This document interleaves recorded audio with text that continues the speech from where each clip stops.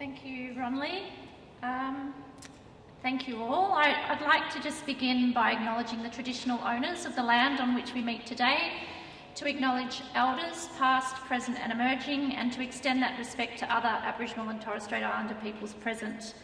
I'd also like to thank very much the organisers for the invitation to speak today, particularly Professor Sarah Joseph and Marius Smith, and of course Ronlee as well for chairing the final session, but most of all of you for sticking around. I feared there might just be a couple of people here, but it's a great showing, so thank you.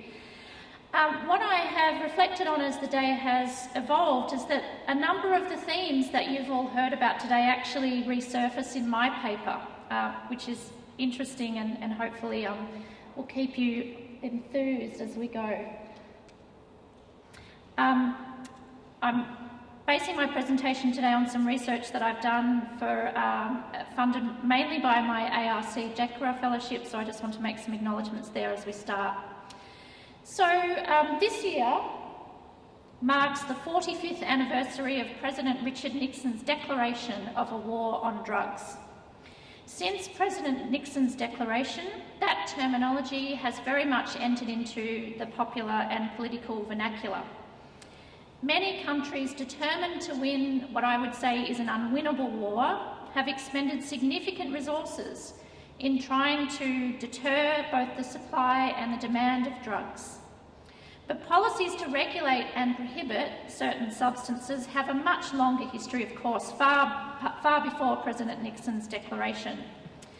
And as many scholars have pointed out, scholars such as Eve Sedgwick, David Courtwright, Harry Levine, Des Manderson and Robin Room, the history of drug policy and drug laws is far more complicated. From the work of these scholars and many others, we've learned a number of things that are important for the kind of argument that I want to make today. And this includes, first and foremost, that there was a time not so long ago when many of the substances that we now consider to be harmful and worth prohibiting, like cocaine and heroin, were commonly used and even highly socially and culturally valued. The drug trade was also crucially linked to imperialism, according to David Courtwright. He's argued that drugs enabled colonial powers to control manual labourers and to exploit Indigenous populations. But the process by which substances came to be illegal is a very complex one. It's one that's informed by a range of things, including racism and sexism, fears particularly about the use of opium by the Chinese, concerns about African American men, the sexual vulnerability of women, particularly white women, if they were to consume these intoxicating substances in the presence of men, particularly men who weren't white. Over time, we have been encouraged to ignore these historical anachronisms, or these important historical moments, and to accept the idea that drug effects are singular, stable and predictable. In other words, the idea that the effects of drugs emerge from the properties of drugs themselves. And in his book about the history of drugs and its relationship with the making of the modern world, David Courtwright notes instead, perhaps controversially, that none is inherently evil. Courtwright's point is that while drugs, including alcohol, can certainly be associated with harm, a point with which I would not disagree, the relationship between drug use and drug harm is not straightforward or simple. The relationship is multiple, unstable and unpredictable, a point that Suzanne Fraser and David Moore have argued on several occasions. Drug harms are shaped by a plethora of factors, including specific processes like the adulteration of drugs with other substances, the context in which a drug is consumed, the dosage, the quantity, and much, much more. So many people have pointed out, and this is the crucial point for the purposes of the argument that I want to make this afternoon, is that the single most significant factor contributing to drug harms is prohibition itself. Drug prohibition can drive drug use underground, permit and exacerbate dangerous manufacturing processes, fuel drug-related crime, enable cartels and government corruption. In this sense, prohibition paradoxically produces the very kinds of harms and the very kinds of problems that are assumed and claimed to pre-exist it. Now, in all of these ways, the prohibition on drugs is not the product of an inexorable drive towards scientific progress, rationality and enlightenment. Nor is prohibition a response to straightforwardly predictable, singular harms arising, as I mentioned, from the property of drugs themselves. Rather, prohibition arises from a complex confluence of factors, including racism, colonialism, patriarchy and empire. These social, cultural, political and ontological dimensions of the war on drugs are absolutely vital to our understanding of where we are now and how we got here. And insofar as these insights help us to challenge the fixedness of existing legislative regimes, reminding us that things can always be otherwise, they challenge us to ask a question: might we do things differently when it comes to drugs? Now, as you are probably all aware, enthusiasm for the status quo, enthusiasm for this war on drugs is waning. In recent years, several countries around the world have begun to reform their drug regime, including Portugal, most notably, parts of the US, although that looks to be probably winding back, perhaps under Donald Trump, New Zealand, Switzerland and many others. And change is afoot right here in Australia, particularly in relation to medicinal cannabis. As we speak, a major drug law reform inquiry is unfolding right here in Victoria. And a parliamentary committee is considering whether and in what ways a new approach might be justified. It's a very broad-ranging inquiry. In that inquiry and elsewhere in the world, there have been calls to do things differently.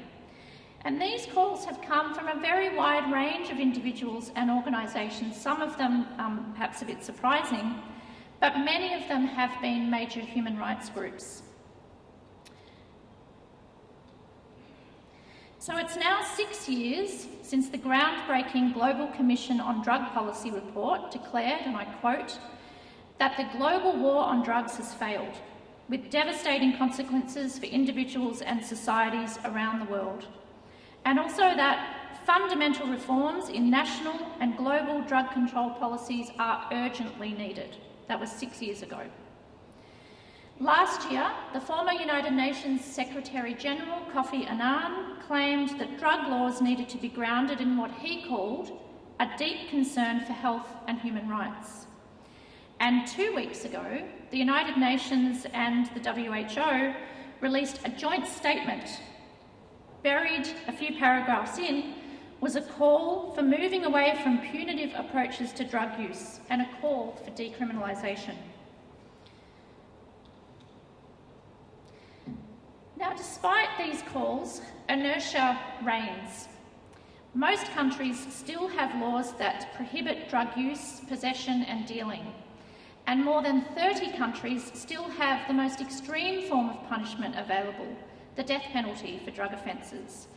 A handful of countries around the world do continue to carry out such executions.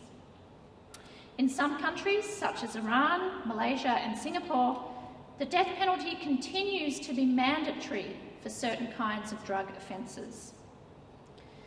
There are other laws though too, some of which you might not know about. There are laws that prohibit people, for example, from possessing drug equipment like clean needles or syringes, and from acquiring and distributing them. So, for example, for passing on clean needles and syringes to friends and family who you know might want them. Many existing laws severely compromise basic harm reduction efforts or run counter to proven harm reduction measures that we know are available and that we know work. Also, Australia continues to have just one supervised drug injecting facility. This is despite the fact that such facilities have saved many lives and that there is no evidence of any life being lost at any single facility anywhere in the world. Now, to put this in perspective, in 2015, in Victoria alone, 172 people died from drug overdoses, a good proportion of them here in the city of Yarra, particularly around North Richmond. So I think we might rightfully ask, how do we understand the obligations of our government in circumstances such as these, particularly when proven life-saving interventions are around but are not being utilised? Prisons present another special problem. In prisons across this country and many others, people continue to acquire and use drugs and often contract bloodborne viruses such as hepatitis C and HIV through the practice of sharing needles. Research from the University of New South Wales suggests that people will spend up to $350 to buy a single needle in prison. And this includes, as you can see on this slide, homemade, blunt and used syringes manufactured from whatever people can find.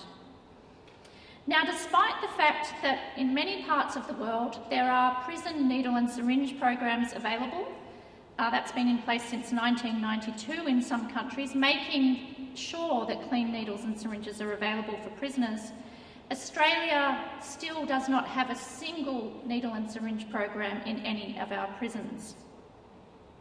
It's recently been suggested that this is just one of many examples of how current prison practices violate human rights.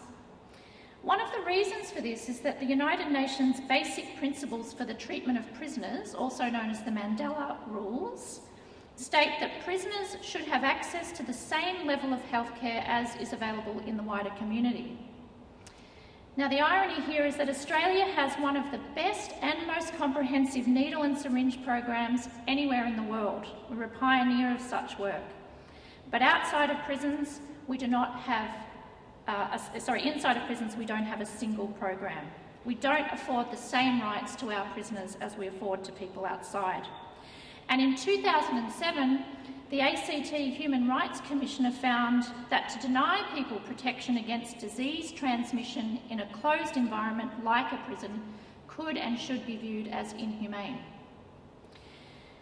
I could go on, but there's a strong human rights case, in other words, for reform to these and other areas of the law. And in the time that I've got left, I just want to focus on two examples of this. Two of what I think are the most vital aspects of the human rights case for reforming the war on drugs.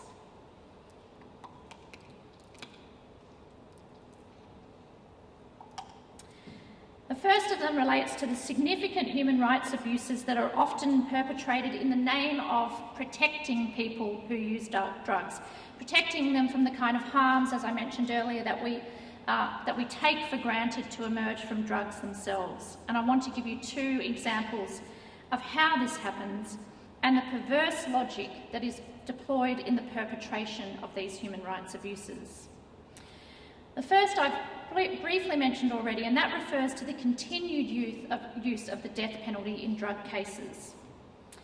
I've previously argued that the execution of drug traffickers like Andrew Chan and Myron Sukumaran in 2015 was not only an abuse of human rights, but an unjustifiable and disproportionate sentence imposed by the state, based on improper claims about the need to protect so-called addicts from drug harms. In the lead up to the executions of Chan and Sukumaran, for example, Indonesia's Coordinating Minister for Political, Legal and Security Affairs stated, and I quote, that because of the drug laws, 40 drug addicts die in Indonesia every day. Now, this putative justification for capital punishment is based on the assertion that people who deal drugs are directly responsible and culpable for drug-related harms, and the stereotypical claim that people who use drugs are preyed upon, victims in every instance without choice. But in truth, research tells us that the realities of drug use are far more complex than this kind of political rhetoric suggests. People who use drugs are a diverse group. Some do have difficulties with using drugs, but some do not. Importantly, as many of you I think will be well aware, international law tells us that the death penalty should only be reserved for the most serious crimes. And international bodies have repeatedly stated that drug offences don't fall into this category. So where does this leave us when we're told that drug crimes are some of the most serious crimes, and yet, as I would argue, those claims often rely on faulty logic and stereotyped assertions? In any event, these and many other executions often rest on hypothetical claims about harm. All of this, of course, happens in circumstances where, particularly in the case of Chan and Sukumaran, traffickers were thwarted before those drugs were delivered into the hands of people who would have wanted them. I think it's difficult to imagine a more spurious set of claims being deployed to justify the ultimate form of punishment, the ultimate exercise of power by the state against its citizens. The second example I want to share relates to human rights abuses close to home and on an even much bigger scale. So it's just over a year since President Rodrigo Duterte rose to power in the Philippines. And in that year, an estimated 8,000 to 9,000 people have been killed. It could even be more, perhaps less. But many of the people killed on Duterte's watch are people who use or who trade in drugs. Many of those people, like this now famous photograph suggests, have been executed in the streets. Last year, Duterte was reported to have said to the public, quote, "If you know of any addicts, go ahead and kill them yourself," unquote. And about a week and a half ago, he reportedly repeated this call, advising unemployed Filipinos who might be looking for things to do, quote, help me kill drug addicts." Now, it's worth noting that in both of these examples, human rights abuses are being perpetrated in the name of the addict, protecting addicts on the one hand and punishing them on the other. Ironically, the state is perpetrating violence in both instances, all under the guise of saving lives, while of course what the state's doing is ending them.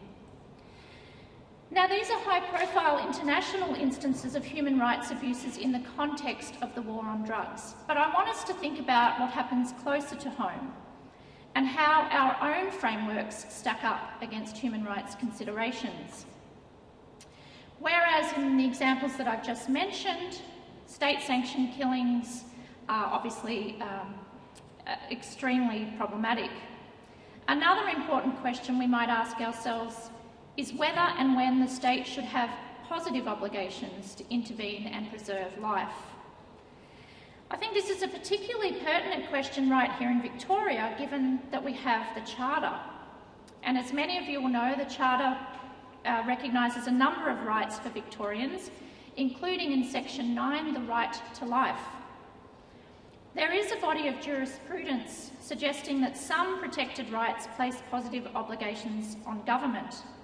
And in Canada, Jean will probably know much more about this than me, but the right to life principle has been used successfully to enable and to maintain important drug law reforms, such as the establishment and maintenance of supervised drug injecting facilities, like the Insight facility in Vancouver. And this has been partly on the basis that they are understood to be vital health services that can prevent harm and save life.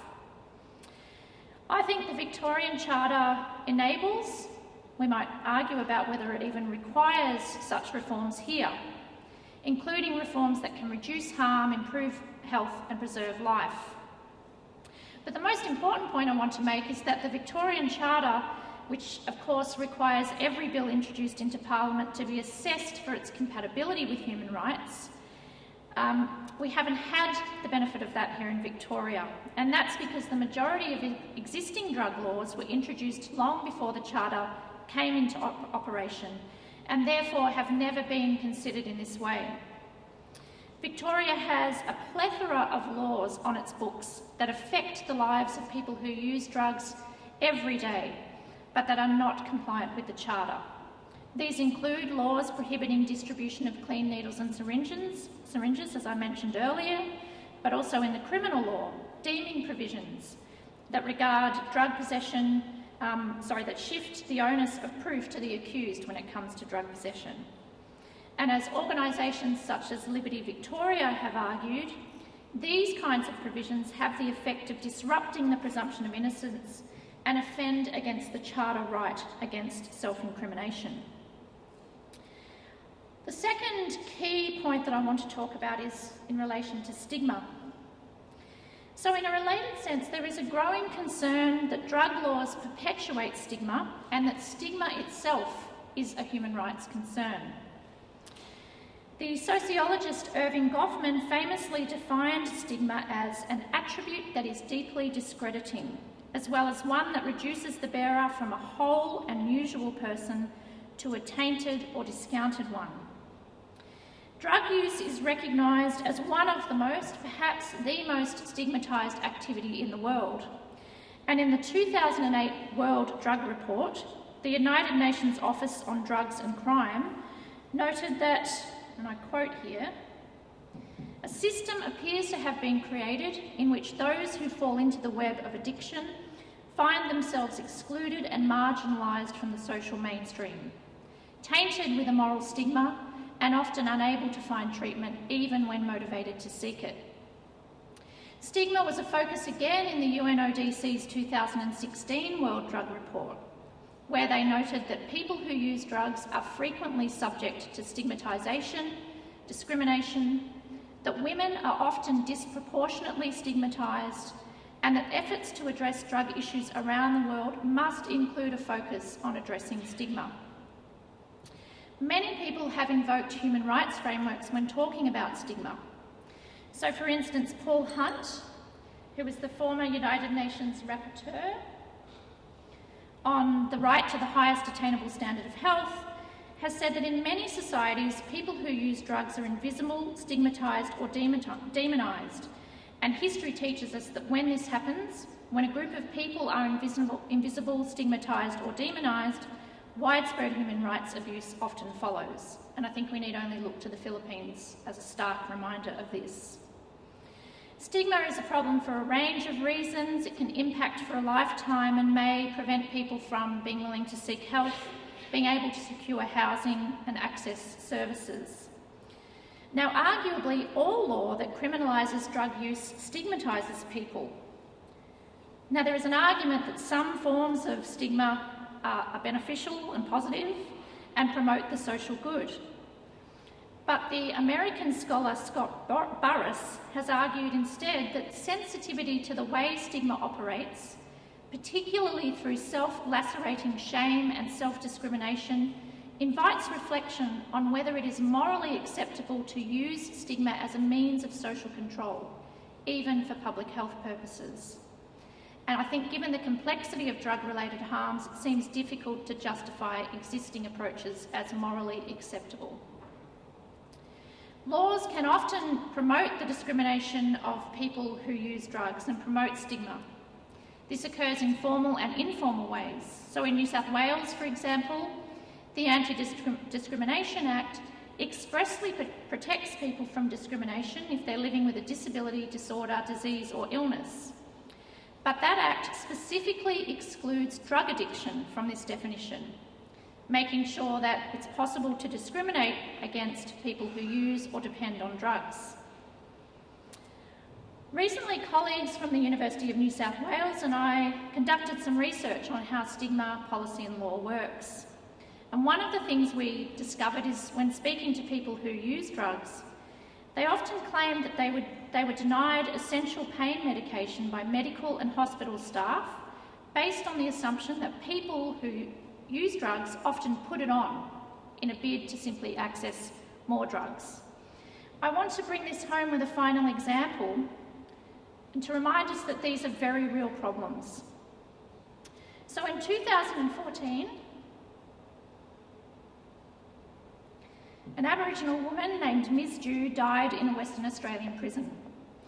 She had complained for 2 days about pain in her ribs, and those complaints were largely downplayed by prison authorities. When they eventually sought medical help for her, she was taken to a hospital, looked at and discharged, based on a combination of assumptions, including the assumption that she was probably just withdrawing from drugs and had behavioural problems. Now, many people have quite rightly pointed out that Ms. Dew's Aboriginality and gender was central to this determination. But I do not think that we can discount the possibility that her history of drug use was also a factor.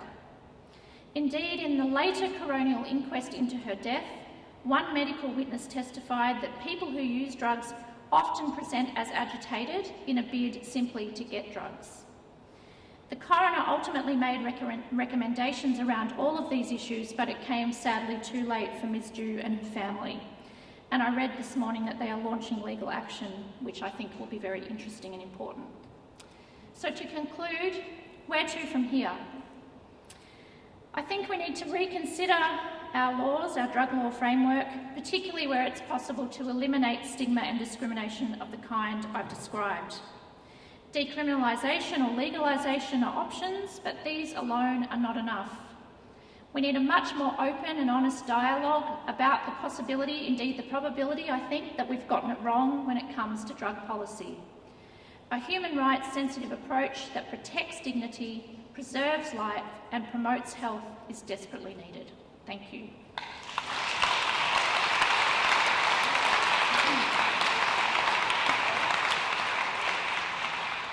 Thank you so much, Kate, for an excellent talk. We have time for a couple of questions. Sarah, up the front.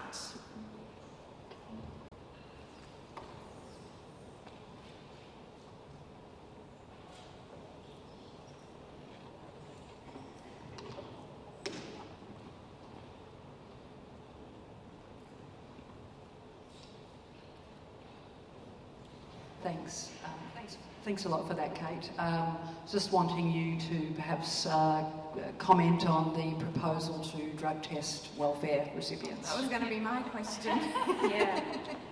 You're not the first person that's asked me to comment on this. Well, the first thing I'll say by way of comment for those in the room who don't know this or who have the time, that the federal government is calling for submissions, if you are interested in putting one in, on the proposed bill to drug test welfare recipients. It hasn't been well publicised and it closes in about a week or so. So 4th of August, 2 weeks maybe. Look, I think, you probably know my view, I think it goes without saying that I think it's hugely problematic. My understanding, and I'm not an expert on this, but my understanding is that the evidence from similar trials around the world is that this doesn't work. What are they trying to achieve was the question.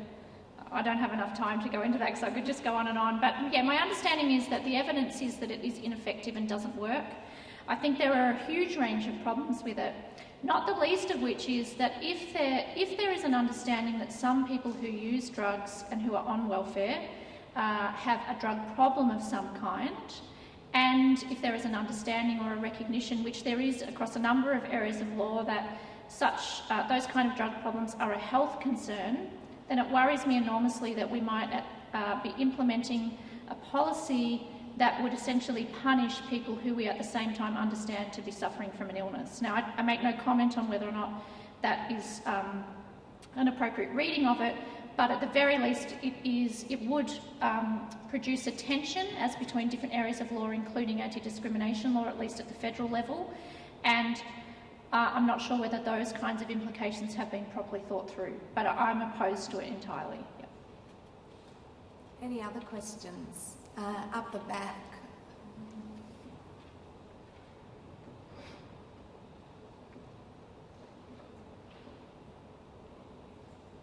Hi, I just had a question as to whether you had any comment on Operation Safe Nights and the use of drug sniffer dogs on young people in Melbourne. Yeah, I think there are a number of areas of law that I didn't sort of have the time to get into here. One of them is the use of sniffer dogs, and the other are kind of hot topics at the moment in the sector, and another one is the use of pill testing.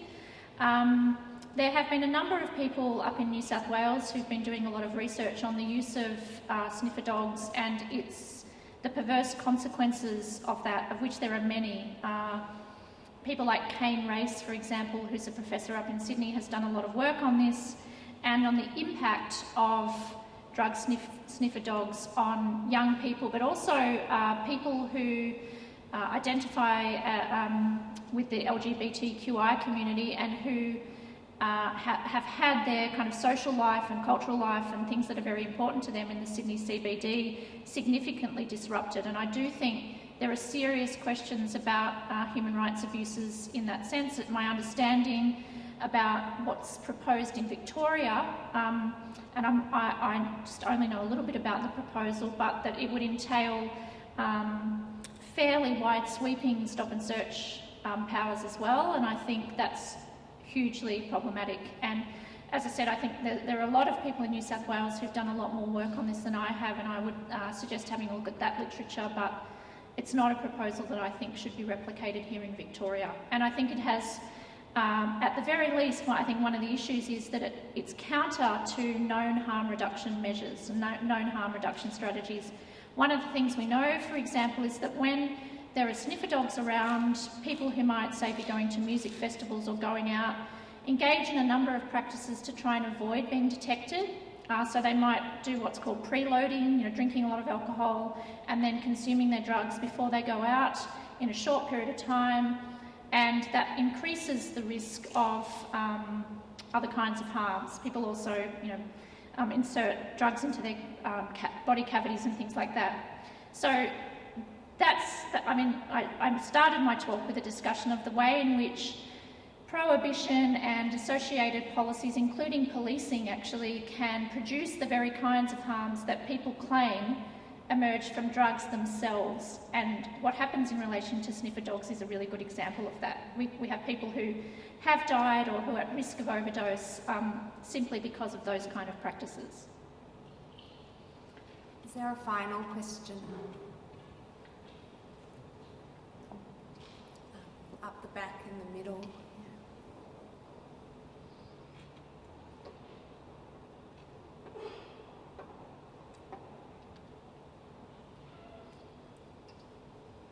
This is a bit of a follow-on from the previous question in relation to Safe Night, but I was just wanting to hear, it's quite broad, but your opinion on the connection between law and order operations that sort of stigmatise drug users, such as Safe Night, and sort of intergenerational conflict in Australia and sort of the war on young people and the cultural spaces that young people are able to enjoy?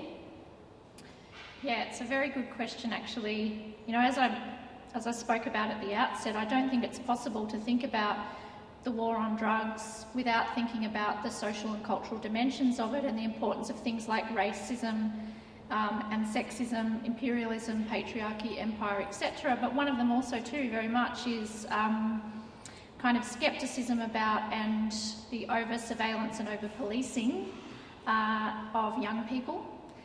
And I